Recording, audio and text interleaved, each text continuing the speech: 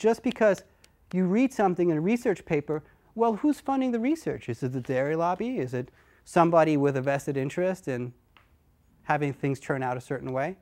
Start being more critical with the foods you eat. And just because you don't necessarily react that day when you eat it, you might react over time.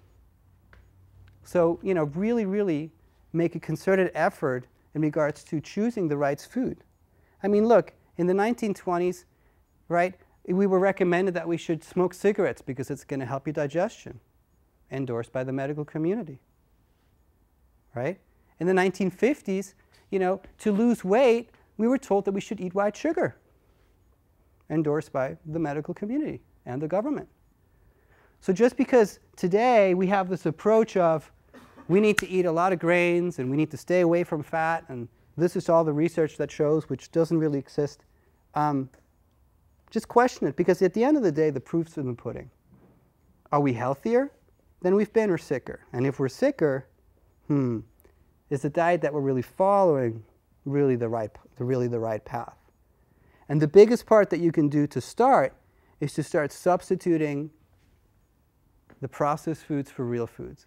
Make it really simple. If you put your food on your kitchen counter and you come back a week later, if it's still edible, it's a dead, devitalized food. It's processed. It's not going to feed your body. It's really simple.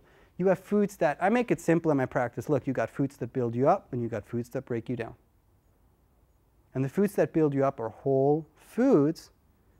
And we're going to go into a little more detail because a lot of us have this idea that some of these whole foods might be wheat or dairy. If you could get raw milk, that's great, and different types of wheat, but it's harder. But if I can just get you guys to eat more whole foods and stay away from the processed foods, that, believe me, it will make all the difference.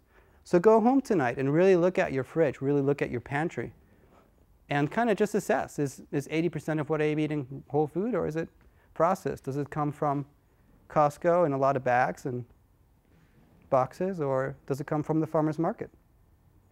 And it doesn't matter what dietary approach you follow. Any dietary approach that brings in a lot of vegetables, all right, even if it's vegan or whatever it is, people will automatically get well. And then we can have the argument about, should we eat fat or not, or should we eat animal protein?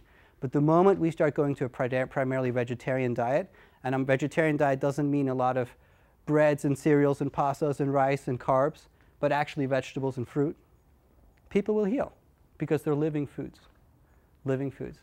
So it's a big, big, big part of becoming healthy is get into that time machine and go back 100,000 years and pop out and say, okay, so what foods are available to me? Because that's what we're evolutionary, on an evolutionary standpoint, designed to eat. We've been around for 2.5 million years, and our diet has changed 10,000 years ago when we introduced grains in our diet, which we never ate before. And then 200 years ago, with the Industrial Revolution, came all the processing and the foods, right?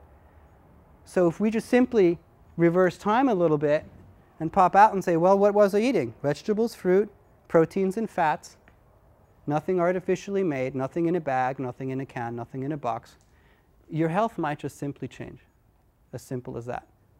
And I know this is really, really basic, but it's really powerful because if you actually do it, it will change your life.